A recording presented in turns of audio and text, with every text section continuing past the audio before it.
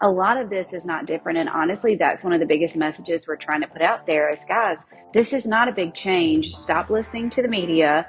Commissions have always been negotiable. That's not a question. You've always had the right to have your own agent on both sides. And so for us, it's kind of like shut out the noise. And it's helped us go back and focus on our clients. Do you want to be our customer or do you want to be our client? You know, we are way more than door openers. This is what our value is. And so this is how our clients get treated. And just, you know, changing that messaging so that consumers really understand the value of what we offer.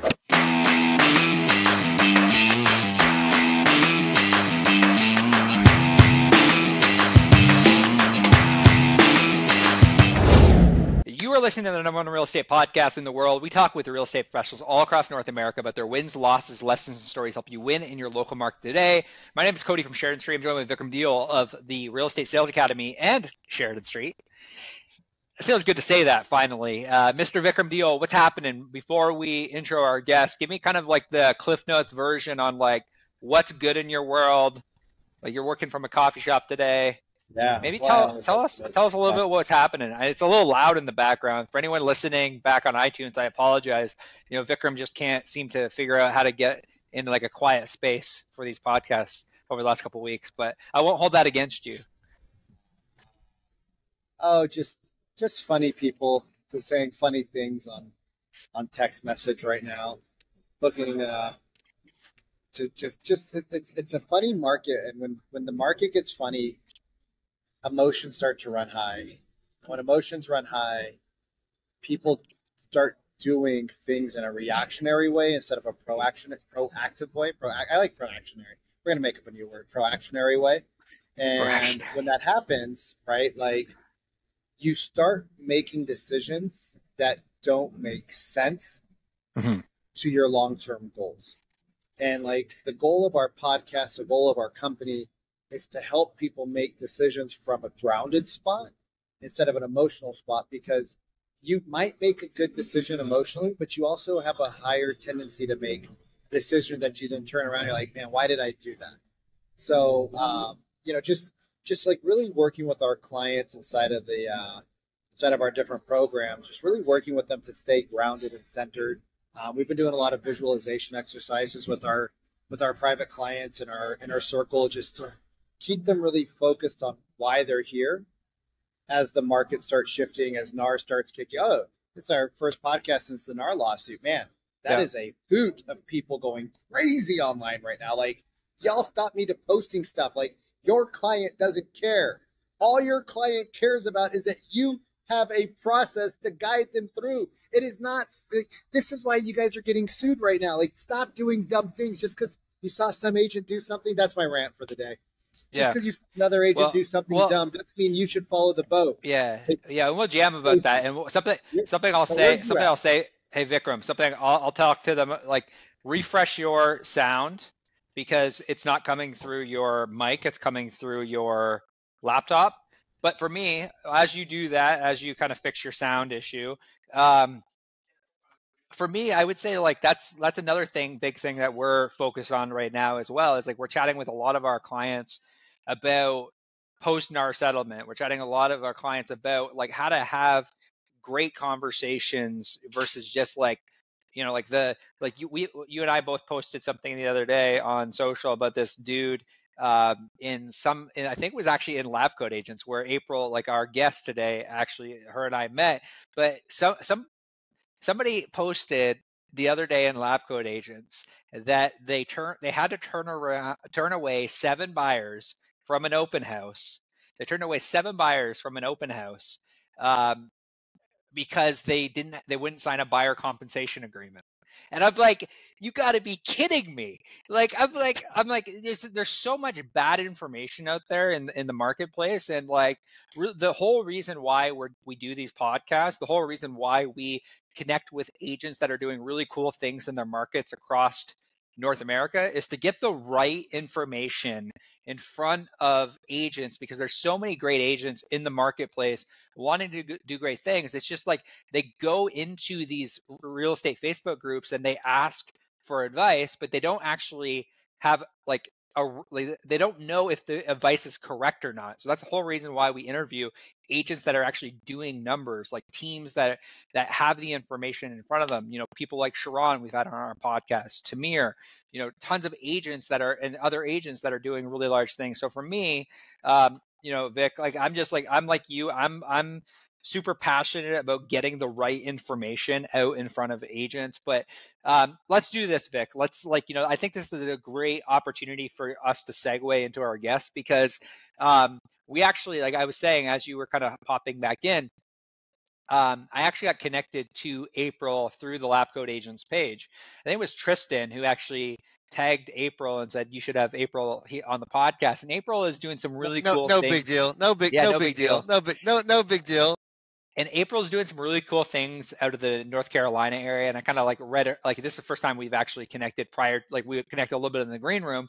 First time we've actually connected, and she's doing some really cool things in the North Carolina with, a pretty sizable team, and they're expanding outward. So April, like, why don't you set some context for like kind of who you are, what you do in the real estate space, kind of give like our listeners kind of some context around like the structure of your team and kind of what you're doing. And then we'll hop into, maybe some post-NAR settlement stuff, what's working in your market, just so we can kind of give a massive amount of value back to our community. So kind of give us the high level overview and kind of like who you are. Yeah, absolutely. Thank y'all for having me. So, April Stevens of the April Stevens team at eXp Realty, out of the Triangle in North Carolina. Been in business 18 years this month, actually, is my anniversary. Congrats. So, if you do the math, 2006, right before the amazing recession happened. So, I got to cut my teeth in a market that was really, really off. So, it started a team a little over 10 years ago. We're a little over 20 agents. We cover about 8 different counties. We span across 3 different MLSs, so that's been really fun with all these NAR changes. And that sounds like a nightmare right now. It is. So, but we do a lot of new construction, do a lot of open houses, and I feel like, just like when I came up through the recession, my plan is for us to thrive through this new market, and these new changes. We've been studying them. We've been ready to adapt for over pretty much 6 months now. I mean, I've been watching all this coming from 5 years ago. I remember going, we need to start paying attention. Everybody needs to change the way. And so we've been talking to our clients differently for at least a couple of years, to be honest. So not to the degree that we are now, but we were getting there. We were prepared. So yeah, What would you say? What would you say is kind of the biggest like shift that you made in your messaging with the buyers and the sellers that you're currently speaking with, like post this NAR settlement? Like, so when you sit down with your team and you say, guys, like we used to do it this way. These are all the new changes. Like you break it all down. Like, what would you say is the biggest shift that you've made in your messaging to the buyers and sellers you're speaking with? Well, to be honest, we are one of the fortunate ones. Our state has already always been operating this way for the most part. So we've had buyer agency and seller agency. We've had buyer agency agreements. So a lot of this is not different. And honestly, that's one of the biggest messages we're trying to put out there is, guys, this is not a big change. Stop listening to the media. Commissions have always been negotiable. That's not a question. You've always had the right to have your own agent on both sides. And so for us, it's kind of like shut out the noise. And it's helped us go back and focus on our clients. Do you want to be our customer or do you want to be our client? We are way more than door openers. This is what our value is. And so this is how our clients get treated, and just, changing that messaging so that consumers really understand the value of what we offer. So I saw something that just heavies my peevies over here in Columbia. And for April, we're not, I told Cody, please don't use the F word because April doesn't love it. And so I saw today on a forum, well, I'm going to go to the touring agreement because asking somebody on the phone to sign a buyer agency is too aggressive. I'm like, of course it is. Of course it's too aggressive. Like the whole purpose of a phone call is to get them in front of you to do a buyer consultation. The whole reason we're in this whole slew of a dog poo-poo is because we have not created the industry skills needed. Like you, April, 10 years ago, I retired from selling real estate in 2018. 2012 was my first year in real estate as an agent, and I started doing buyer consultations. And when I went to my broker, right, big company too, I was like, hey man, I need a buyer presentation. He's like, what are you talking about? I'm like, well, what are you talking about? Like, it's buyer presentation. I didn't say it in Punjabi. I said it in English. Like, it's a buyer presentation. And he looks at me like I'm dumb. And he's like, well, we have some standard sheets for the old company that I was at. I'm like, but this just talks about you. Like, it doesn't help with the process. And then he gives me this list, and it's like 97 bullet points on one sheet. And I'm like, I can't even see any white page left on here. And he's like, yeah, just go over all this. I'm like, what is all this crap? And the industry hasn't evolved. And the reason why, like, people don't have conversations around compensation and offer strategy before they talk about offers is because they don't know what to say. And the real crux is that if you don't, I think what we'll do is we'll link. I just created an agent power pack. I think I'll just link it down here on the bottom. Cody, what do you think? Should we just give that away for free? Yeah, just give it away. Yeah. So we talk about the game plan frame, and we talk about all the things that are necessary so that you actually understand that this is not like you said, April, it's a skills game. It's not a market game. It's not a leads game. It's a skills game. Because if I gave agents, Sharon said something funny. He said, I was talking to an agent. It's actually sad. So I was talking to an agent, and I said, hey, why don't you join a team? If all you need is leads, then I don't want to give up 50% of my commission. Well, how much did you make in the last 3 months? 0. So wouldn't you rather have 50 or 60 or 70% of something versus nothing? He goes, well, yeah. He said, so why don't you join a team? He's like, well, I don't want to give up 50% of my commission. He's like, you're just saying the same thing over again. Like, what's really holding you back from wanting to get, if all you need is leads, go get leads, make some sales, and then go on your own. And he said, I don't know what I would say to the person. Like, I don't know what I would actually say to the person when I got on the phone with them. Reason. And then if I actually got in front of him and he was embarrassed, he's like, I've been in the business for 10 years and I don't know what I would say in front of him on the phone. And worse than that, he says, I don't know what to say to him because it was a buyer conversation. I don't know what I would say to them if they started asking me questions about compensation. So what are you doing to prepare your team? Because I think this is the most important conversation we can have at August 23rd, sorry. Looking at April's name and going completely confused.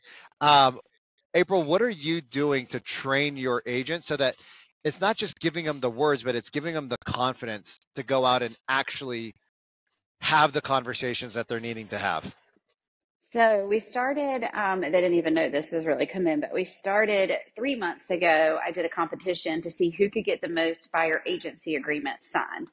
Because we're all bad about showing houses and then talking through the process. And well, once we get to that part, we'll sign the paperwork. And so, in anticipation of this, our buyer agency agreement is 7 pages. And so I was like, we're giving out money to whoever, every time you get one signed, you get this amount of money. And then whoever gets the most signed gets the grand prize of this. I said, because I want you to get so comfortable in having these buyer consultation conversations and walking them through 7 pages of how you're going to represent them and what your value is. That's crazy. 7 pages? Yes.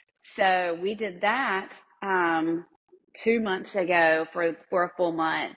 We did that in June. And then July, I said, okay, now here's the 1-page buyer broker agreement, same competition. I want you to see how many of these you can get signed. So I started with what would be the harder one first. Mm-hmm. But technically, I think this buyer broker agreement, because we have to have them sign something before we ever, get to really meet them and convince them to use us and build that trust. It was almost harder for them to get that one signed, even though it was 1 page. It's so interesting that you put it together like as a competition, and like I'm curious, like your thought process and like what goes into like this process of like the training of the conversation. Like, what are you doing around training? But like further to that, and I'll give you the context of that question, because there are a lot of teams, like we work with a lot of large teams across North America, like of your size, like 20, 30, 50 agents on their team. they like every team operates so differently. Like some teams will operate from like where like if somebody's like 12 months out, they won't do a buyer consult. So it doesn't like is there like what is your training around like how long like are you telling them you need to connect with the person right away regardless of their timeline and do the buyer consult? Like where does the buyer consult even come into the process of like the training the agents on like how to have the good conversations to begin with? It starts with asking them those questions. It starts with, well, what made you call about that house? And if Mm. it's, my mom lives in the neighborhood, we've been thinking about selling it, going ahead and getting that idea of what their time frame is. Obviously they're like, oh, I just wanted to see the colors on the inside. Okay, we're happy to show it to you and let's have a conversation about what that looks like. But really asking them questions and finding out their why right out of the gate. And in the same way, if they're the kind of people they, are determined they just want to get a door opened, then, tell me what you've heard about the NAR settlement so that you kind of know where to start with them because, Mm-hmm. some people are like, oh, I hear we don't have to pay commissions anymore. So, I just want you to open the door. And it's like, whoa. Let's start there. And can we meet for coffee for 10 minutes real quick before we go look at this house so we can walk you through it? So and we do have written buyer presentations. We have, just like you were talking about with the 79 page, just, all this information. We have a quick little infographic that kind of walks them through the steps of just getting into the house. And so not just all the steps from, hey, we've looked at this house to closing, but hey, I'm going to have a conversation with you. I'm going to call the seller. I need you to fill out this form. And one of the things I've talked about so much is, I remember when I got my license 18 years ago and I got my first lead, they're like, here's a stranger, go show them another stranger's house. And I was like, this seems odd. I don't have to get anything in writing. I don't have to verify. I mean, we all know, Slightly security, dangerous. just a little bit. I was 23 years old, like 100 pounds soaking wet. Like, okay, I'm just going to run off and go show them this house. And so now I kind of started explaining to our clients that way, like, haven't you always thought it was crazy how you just meet a stranger at another stranger's house? And like, you know what, that does make sense. And I was like, well, let's just go ahead and have this conversation. And then the other thing we talk about is how we're going ahead and showing, maybe we're not talking about it, we're showing them how we're going ahead and getting to work for them. So the conversation is not just, yes, I'd love to show you that home. What made you call about that home? Okay, great. Yes, I'm working on getting the appointment set up. I'm also reaching out to the listing agent to find out when the home is available to show. And I'm going to go ahead and get you the information regarding the age of the roof and all of these things, we call it a property disclosure and we have forms for it, but I'm just telling them I'm working on getting you this information in case you have this question. Going back to what you were saying in the very beginning, being proactive, showing them that we're already working for them, getting them information they can't just find on any website that they probably may have seen this house on. So it's kind of like we're starting to have the buyer consultation with them without them even knowing it, because the consumer doesn't know that we have showing systems and I can just input an address and it, spits out a time that we can go see the house. They don't know that I don't actually need to call and verify that the seller will leave their house for an hour so we can go. And in that time, it gives me time to prepare them for what to expect as far as buyer broker agreements, working with real estate agents, all the things that we're now talking about now. So I think our industry is completely the industry has made us one. They've trained us that we're not salespeople. Cody and I talk about this all the time. You guys were salespeople. We get referrals, we get commissions. I don't know what else makes us a salesperson. You're a salesperson.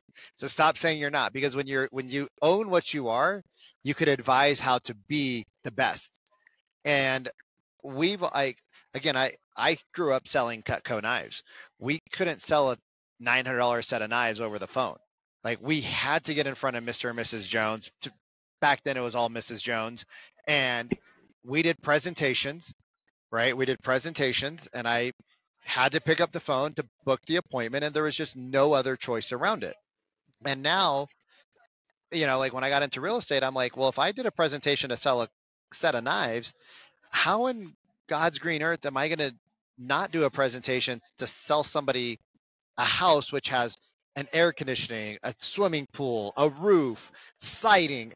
And I was lucky that I liked to tinker as a kid. And so whenever there was a repairman at the house, I would always go and hang out with them, and just, one, I wanted to watch them, and two, I was genuinely curious about like how my parents' house worked. And I saw all the crap that went on, and I'm like, yo, these people suck at what they do. And these are like the trained people, and like they don't know what's going on half the time. And so it gave me an insight, but like the biggest fallacy inside of the real in sales in general is that we think it's easy.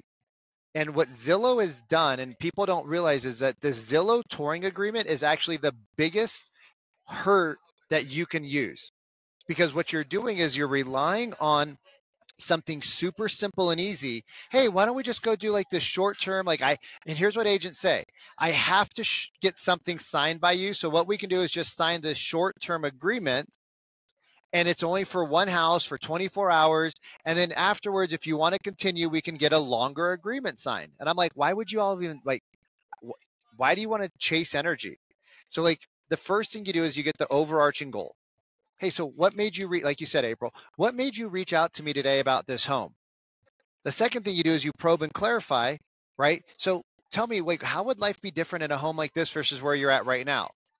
You get a little bit of information, then we go to the ultimate game plan frame formula.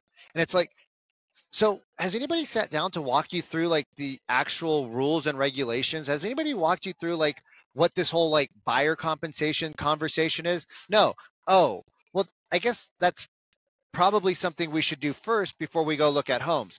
I guess, like, would it make sense if we could put some time aside of both of our calendars to talk about what's going on in the market and then come up with a game plan and a strategy before we go look at homes? Would that be beneficial for you? And they go, oh my God, that'd be great. We thought we just needed to go get pre-approved, and then that's what everybody told us, and we're not ready to do that because we don't know what's going on. And so when you slow the process down, you actually speed it up. And like the reason why most people fail is because they're trying to go fast. But if you want to go fast, go alone. If you want to go far, you go together. And the only reason why Cody and I have been able to do 240 of these episodes in a year and a quarter is because Cody and I work together. Cody does all the work. I show up, make a bunch of jokes, swear, piss people off, and then I don't know what happens afterwards. It's a great relationship for me. I don't know about Cody, but that's why he has, multiple therapists. But like, how do you help your agents slow the process down in a world where everybody's telling them to just get a buyer, like a touring agreement signed, like the guy on the forum today? How do you help them realize that works, but if you don't have the sit down, if you don't have a way to transition to the sit down, you're still going to come to the same conclusion at the end, where they're not going to want to write a great offer with you, or they're going to have a bunch of questions when it's offer writing time. Well, and again, it's just by continuing to ask them questions and making them realize that they don't know what they think they know. And going back to what you just said, I feel like our industry has, and we've done it to ourselves. We've been trained to become Pop-Tarts. We can just pop out of nowhere and show you a house, and then things just that is a great it's a great analogy. I hope you haven't trademarked that, because stop being a Pop-Tart agent is coming next in my next reel. Yeah. Cody, don't be a Pop-Tart agent. That was so good.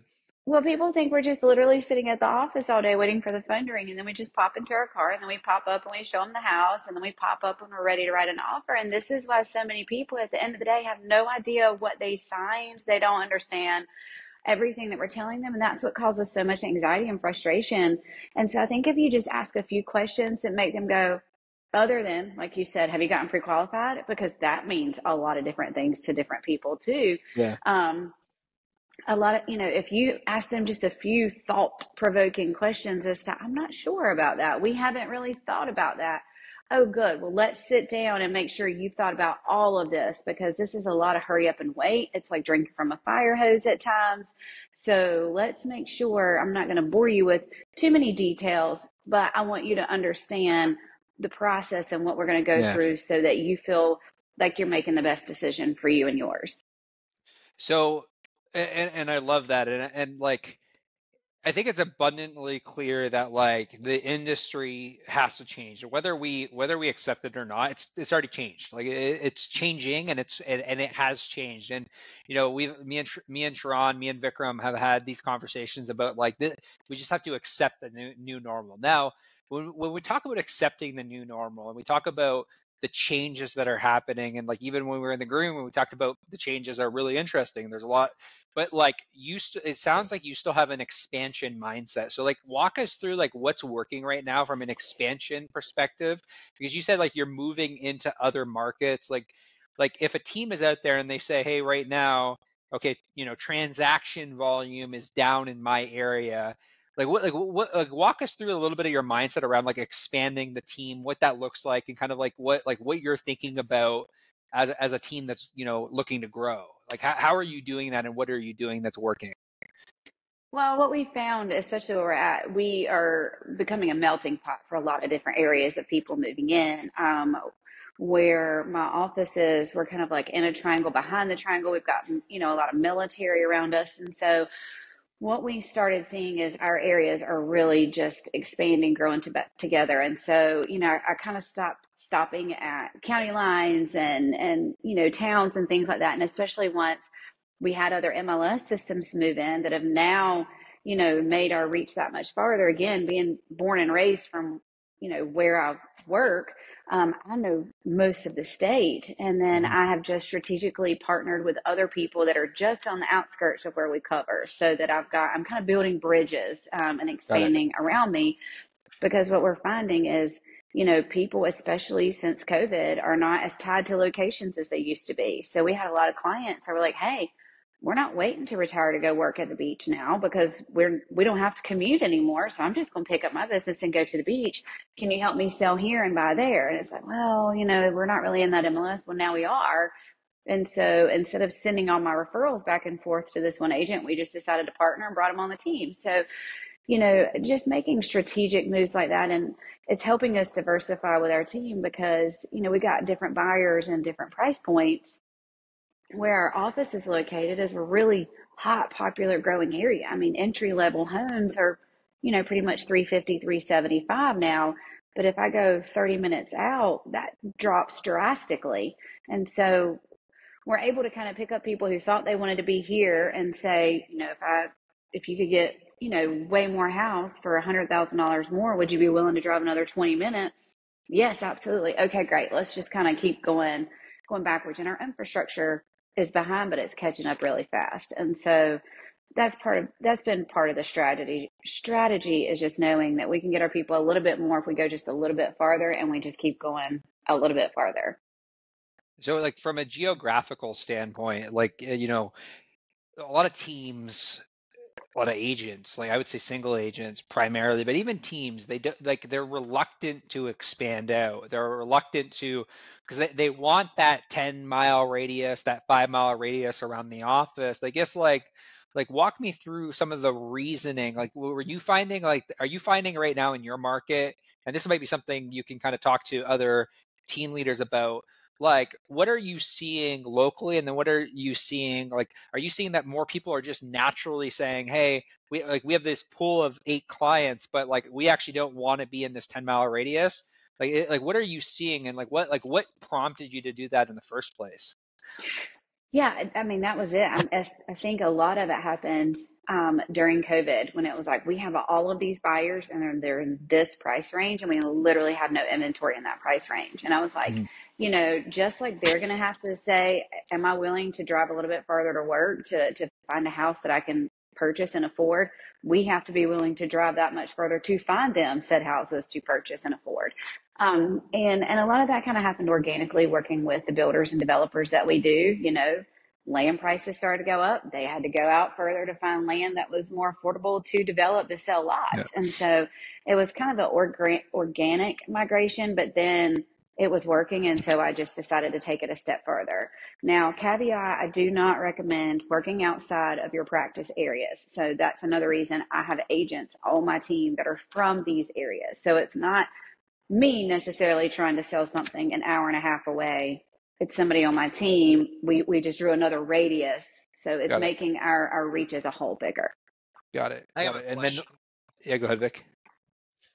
How do you, so I think one of the big challenges for a lot of teams that want to expand, that could expand, that have the back end infrastructure to handle more business, I think one of the big challenges is that how do we manage and train and hold the same standard that you've built locally, right? It's like the McDonald's effect. The mom and pop burger shop is way better than McDonald's, but McDonald's created the systems to have scalability. So how do you keep April's, right, like standards as you expand farther from the nucleus? So keeping a lot of things uniform, as far as our signage goes and our branding and having a unified marketing team that helps with our things. Obviously, everybody gets to have their own input, but we also have weekly meetings. We have two agents, one that's about 2 hours away. He's the farthest. So he Zooms most of the time, but he usually comes in at least once a month and we'll go to lunch so that there's that camaraderie. And just having that weekly 1 hour time where they know we have a set agenda. We're going to go through this. We're going to talk about the local market. We're going to train on the NAR things. We're going to talk about what to do when, because they are different for different locations. So that really helps keeping everybody on the same page. We have a group, Facebook group, where we post things back and forth for each other. And then obviously a group text. So those three ways I feel like keep us a little bit more tight knit, and my inside team and I are very in tune with the agents on our team. So it's not quantity over quality for me. It's quality of our agents, of our relationships. So yeah. So like, kind of wrapping up here, I have one final question, that I'm curious. I think any team lead, because like I find that there's a lot of teams that kind of operate in that 5 to 10 agent realm. Like, you're operating double that, 20 agents, and you're expanding out, you're doing a whole lot of different things in the area. Like what would you say as you were growing from like 10 to 20 like agents, what was like your most important hire that you made currently, like to get you to the 20? And then like what are you thinking now? Like, are you planning on growing? And if so, what's your plan around operationally growing the organization from like a who I need perspective? Because I think that as people grow businesses, they're thinking about like who's the right person that I need in order to get me to 40 agents. Like walk us through kind of like a little bit of your operational mindset when it comes to like growth. Yeah. With any hire, it's not just the right hire, it's right person, right seat. So for me, I had elevated my transaction coordinator to more of a COO role. It was kind of a slow move, but once she got into that position, it was, without a doubt, that's the role that she was supposed to be in. So it gave me a chance to really put more of my visionary hat on and send, give some of the integrator, implementer things over to her, and that's her jam. And she was key in helping with the next hire. So we run, I would say, a pretty thin ops team. So I've got my COO, I've got a listing coordinator, a buyer coordinator.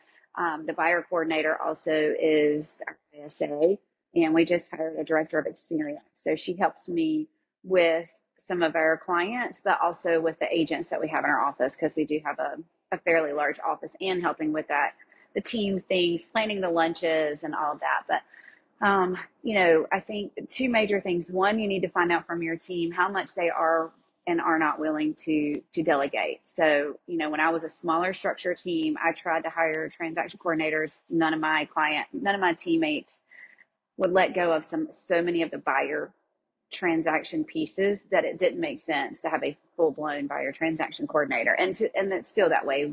We still negotiate our repairs ourselves. The buyer transaction coordinator is more just paperwork. So all of that to say, I stayed stuck between that 5 and 10 for a long time too. It was very scary to get to 10. And then once I did, the jump from 10 to 20 seemed like nothing. I remember saying, I can't believe we're going to be at 15. I'm an only child. I have an only child. So I've always said, like, I can't even imagine how parents love multiple children. But I can say now I do love everybody on the team different. And even though we're now at, 22 versus 15 versus 10, your heart expands, I guess. And I really do have enough love for all of them, but it was me holding myself back, fear that we would lose so much of our close knitness. But what I found is we kind of, even though groups created within themselves, leaders also came out of those groups. And so I've got some agents that have only been with me or been in the business 2 years that have been such a driving force for some of my agents who've been in 5 or 6 years just because of their excitement. So, Yeah. you know, I think it's important to have a big family culture and create that atmosphere to do a lot of business together. But I know I kind of went a long way around to get you that answer. But No, and final question wrapping up here is more around like mindset. Like, I want to close out with this, like when you look at it sounded like, the 5 to 10 mark, you said you were there for a while. What was was there a mindset shift, or was there like a specific like moment or event or thought process that shifted you to kind of like push past the 10 people? Like what made you even want to build something bigger? Because I think a lot of agents, they struggle with wanting to build bigger because like they feel like potentially they're losing something, or like you mentioned, like, lose that big, like what sparked you wanting to go bigger, to expand out? Like how did that happen? well, to be honest, I mean, it was when I changed companies and I wanted to be a mega team at EXP, and I had to have 10 agents to do that. And I was kind of on that cusp. And then I was like, listen, here's just one more reason that it makes sense for me to go ahead and just bite the bullet. So not to make it about a company whatsoever, but that was a driving force for me, is wanting to have that team set up. So it kind of pushed me out of my comfort zone. And then, like I said, once I got to kind of 13 and 15, I was like, all right, I think we're going to stay here for a while. And the whole time my CFO was like, we need to get to 25. And then we hit 20, and I was like, I don't, and then we just hit 22. And I'm like, you know what? It really is the more the merrier. Once you get to a certain point, again, we try to hire 2 agents at a time. And it just seems to work out that way as well. Like, I don't post a lot that we're hiring. A lot of it comes organically. And so it just kind of seems to work out that we kind of bring in 2 at a time and get them trained up. And yeah, that was kind of the catalyst. And now I've just kept it going because it's continued to make sense. Yeah, and I appreciate that. And wrapping up here, like I think and I love what you said about the fact that like it really sounds, and I don't want anyone to miss this, especially if you're looking to kind of build something bigger, is like it sounds like there's a lot of trust between you, your COO, and you. And I think that it's super important to understand in business that like having a number 1 and having a number 2, or having like that partnership is the catalyst that allows you to go further. Like, because like like Vikram said at the beginning of the podcast, when you go together, you can go way further than you could absolutely imagine. April, if somebody were to want to reach out to you, maybe they want to learn a little bit more about your team, maybe they're in North Carolina, they want to learn about joining your team, where is the best place we can send them for them to have a conversation with you? On social media, I'm April Stevens, Realtor, pretty much everywhere, and it's Stevens with a PH, so that makes it a little bit harder sometimes phonetically. But yeah, I am starting to coach team leaders. I'm starting a coaching business this fall, and it's specifically just for teammate or team leaders, or those that want to start a team and to how to kind of help it scale. So I'm happy to talk to anybody, honestly. April, I want to say thank you for joining us today. And I want to say thank you for tuning into another episode of the RE Agent Podcast. If you got any value today, the only ask we have is you go subscribe to us on YouTube. You go subscribe to us on iTunes. Leave us a review there. It helps us reach more real estate agents, more real estate teams, to essentially get the right information, like we said at the top of the podcast, in front of them. So I want to say thank you for tuning in another episode of the RE Agent Podcast. We'll see you soon.